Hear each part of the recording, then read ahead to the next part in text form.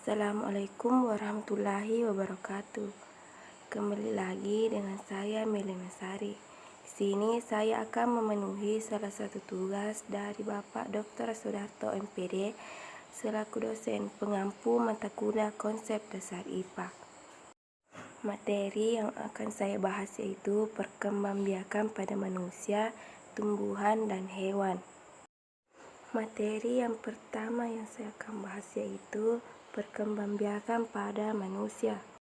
Perkembangbiakan manusia. Manusia berkembang biak secara kawin atau generatif. Perkembangbiakan secara kawin terjadi karena ada proses penggabungan antara sel sperma dan sel telur. Sel sperma dihasilkan laki-laki dan sel telur dihasilkan perempuan. Pertumbuhan dan perkembangan manusia dimulai saat sel sperma dan sel telur bertemu lalu membentuk zigot. Zigot merupakan cikal bakal dari individu baru. Pertumbuhan dan perkembangan berlanjut hingga manusia dewasa dan akan mengalami penuaan atau tua.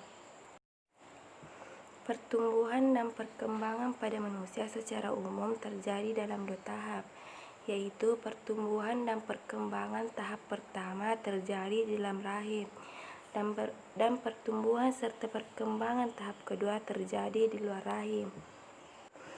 Pertumbuhan dan perkembangan manusia di dalam rahim dimulai ketika terjadi penggabungan antara sel sperma dan sel telur. Rahim hanya dimiliki perempuan, jadi pertumbuhan dan perkembangan pertama kali terjadi di dalam tubuh seorang ibu. Bergabungnya sel sperma dan sel telur akan membentuk zigot, kemudian berkembang menjadi embrio atau janin. Janin dalam rahim mengalami pertumbuhan dan perkembangan selama 9 bulan sehingga terbentuk individu yang lengkap. Selama dalam rahim, janin mendapatkan makanan dari tubuh ibu melalui tali pusat atau plasenta. Elizabeth membagikan pertumbuhan dan perkembangan manusia di luar rahim atau setelah lahir terjadi dalam 4 tahap. Tahap orok mulai lahir sampai usia 2 minggu. Tahap bayi mulai usia 2 minggu sampai usia 2 tahun. Tahap kanak-kanak mulai usia 2 tahun sampai masa pubertas atau sekitar 11 tahun.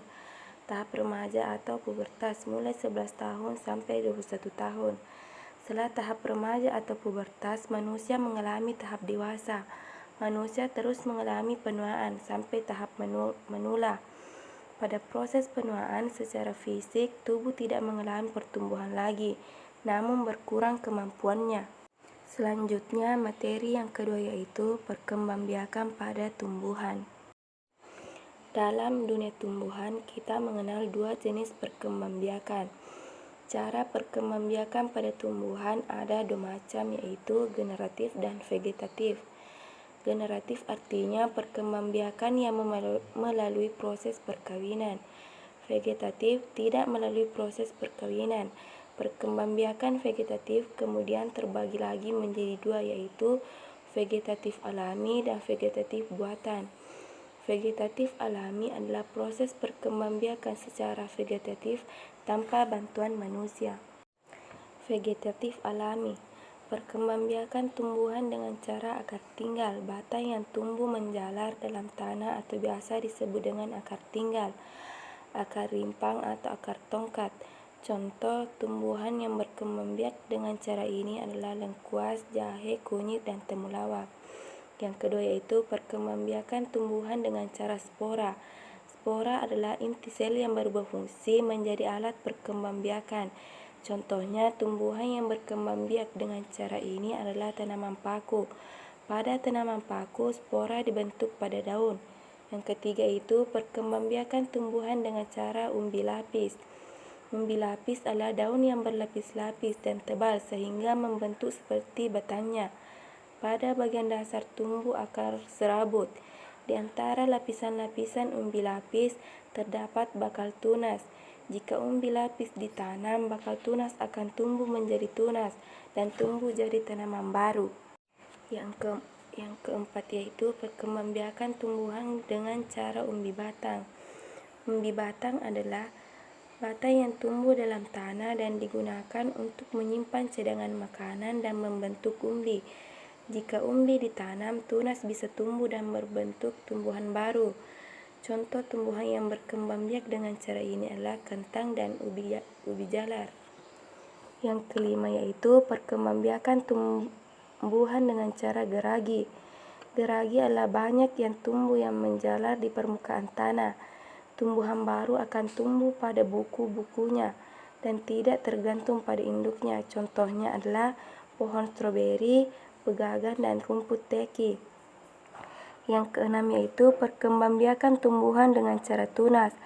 Tunas adalah bagian tumbuhan yang baru muncul dari kecambah atau kuncup yang berada di atas permukaan tanah.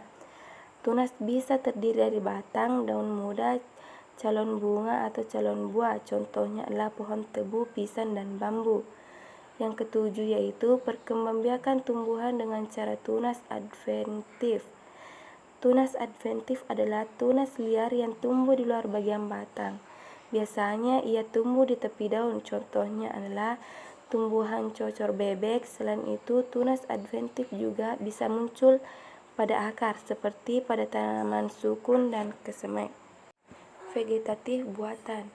1. Stek. Ini adalah cara memperbanyak tumbuhan dengan cara memotong bagian tumbuhan, lalu ditancapkan kembali ke tanah dan kemudian tumbuh menjadi tanaman baru. Ada 3 cara stek, yaitu stek batang, stek akar, dan stek daun. Contoh tumbuhan yang bisa diperbanyak dengan cara di stek adalah mawar, singkong, dan jeruk. Yang kedua itu cangkok. Perbanyak tumbuhan dengan cara cangkok adalah dengan melukai bagian batang tumbuhan, lalu bagian itu dibungkus tanah, kemudian ditutup rapat dengan plastik atau bahan lainnya. Pada bagian itu nanti akan tumbuh akar. Setelah tumbuh akar, bagian bisa dipotong dan ditanam kembali. Contoh tumbuhan yang bisa dicangkok adalah mangga dan jambu. Yang ketiga yaitu okulasi.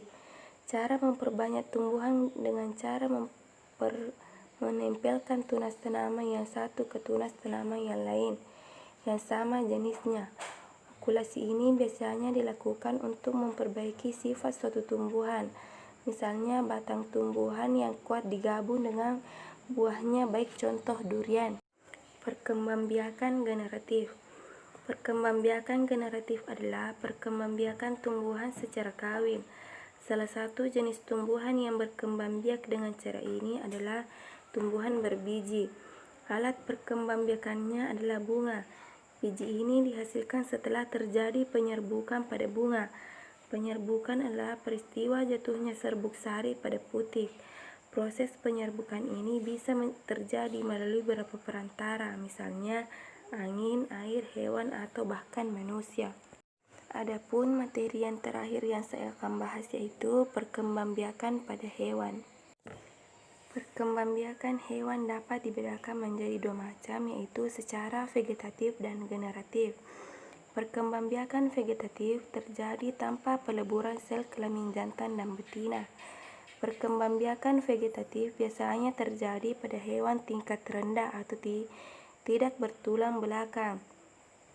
Cara perkembangbiakan hewan ada beberapa cara, diantaranya dengan cara melahirkan, vivipar, bertelur, ovipar, dan bertelur melahirkan, ovovivipar, serta ada yang berkembang biak dengan cara membelah diri, fragmentasi. Yang pertama itu perkembangbiakan hewan secara generatif. Perkembangbiakan pada hewan secara kawin diawali dengan pembuahan. Pembuahan terjadi jika sel kelamin betina dan sel kelamin jantan berbaur. Hasil pembuahan ini disebut zigot. Zigot adalah proses perkembangbiakan sebelum janin atau calon janin atau embrio pada rahim wanita. Zigot tumbuh menjadi embrio atau janin. Embrio ini kelak menjadi keturunan baru. Berdasarkan tempat terjadinya pembuahan, hewan yang berkembang biak dengan cara bertelur dikelompokkan menjadi 2 jenis, yaitu 1. Hewan bertelur yang pembuahannya terjadi dalam tubuh hewan betina. Pembuahan dalam tubuh terutama terjadi pada kelompok reptilia, unggas, dan mamalia, contohnya ayam dan burung. Yang kedua yaitu hewan bertelur yang pembuahannya terjadi di luar tubuh betina. Pembuahan di luar tubuh terjadi karena penggabungan sel telur dan sperma terjadi di luar tubuh induknya. Contohnya katak dan ikan. Perkembangbiakan secara kawin pada hewan dibedakan menjadi 3 yaitu sebagai berikut. Hewan yang berkembang biak dengan bertelur atau ovipar. Pada hewan bertelur, pertumbuhan dan perkembangan embrio terjadi di luar tubuh induknya. Embrio itu dibungkus dan dilindungi oleh cangkang. Embrio dalam telur dilengkapi dengan kuning telur. Kuning telur digunakan sebagai cadangan makanan untuk perkembangan embrio. Jika embrio telah tumbuh sempurna, telur akan menetas dan keluarlah individu baru. Hewan yang berkembang biak secara bertelur disebut ovipar. Ayam dan burung merupakan contoh hewan bertelur. Yang kedua yaitu hewan yang berkembang biak dengan melahirkan atau vivipar. Hewan yang melahirkan juga menghasilkan telur, akan tetapi telur tidak dikeluarkan dari tubuh. Telur tetap berada di dalam rahim hewan betina. Telur tersebut tidak juga terbungkus oleh cangkang atau kulit yang keras. Setelah telur itu dibuahi, telur akan tumbuh menjadi calon bayi dan tumbuh menjadi bayi yang sempurna. Selama itu pula hewan betina mengalami masa kehamilan. Setelah mencapai umur tertentu dalam kandungan, maka anak hewan dilahirkan. Anak hewan yang baru lahir diberi makan oleh induknya dengan cara menyusui. Hewan yang berkembang biak secara melahirkan disebut vivipar. Contoh hewan vivipar, sapi, kucing, kambing, dan singa. Yang ketiga yaitu hewan yang berkembang biak dengan bertelur melahirkan atau ovovivipar. Hewan yang berkembang biak dengan cara bertelur melahirkan disebut dengan ovovivipar. Pembuahannya terjadi di dalam tubuh hewan betina. Setelah terjadi pembuahan dalam tubuh hewan betina akan terbentuk telur. Zigot tumbuh menjadi embrio dalam telur tersebut. Proses ini dinamakan kehamilan. Setelah embrio tumbuh dengan sempurna dalam telur, induk mengeluarkannya sebagai keturunan baru. Kadang-kadang anak yang dikeluarkan masih terbungkus dalam cangkang telur. Contohnya hewan ovovivipar adalah paus, ikan pari, dan beberapa jenis ular. Perkembangbiakan hewan vegetatif. 1. Membelah diri atau fragmentasi. Hewan yang bersel tunggal berkembang biak dengan cara membelah diri, tidak dengan cara kawin. Contohnya, amoeba berkembang biak dengan cara membelah diri. Pembelahan pertama terjadi pada inti sel, kemudian bagian tubuh lain ikut membelah. Pembelahan ini menghasilkan 2 sel yang kembar. Tiap sel hasil pembelahan menjadi individu baru yang dapat tumbuh dan berkembang biak. Yang kedua yaitu tunas. Perkembangbiakan dengan cara pembentukan tunas antara lain terjadi pada hidra. Hidra merupakan hewan yang tidak bertulang belakang. Hidra hidup pada air tawar. Pada tubuh hidra dewasa akan muncul tonjolan. Tonjolan tersebut akan terus tumbuh dan membesar. Kemudian akan terbentuk mulut dan lengan. Tunas yang belum dewasa ini mendapatkan makanan dari tubuh induknya. Ketika setelah cukup besar, tunas itu akan terlepas dari tubuh induknya. Tunas yang terlepas akan tumbuh dan berkembang biak menjadi individu baru. Yang ketiga yaitu fragmentasi. Fragmentasi merupakan perkembangbiakan yang akan dilakukan oleh kelompok hewan tingkat rendah dengan memotong bagian tubuh tertentu untuk menghasilkan individu baru. Sekian dari video saya. Apabila ada kesalahan mohon dimaafkan. Wabillahi taufiq wa hidayah. Wassalamualaikum warahmatullahi wabarakatuh.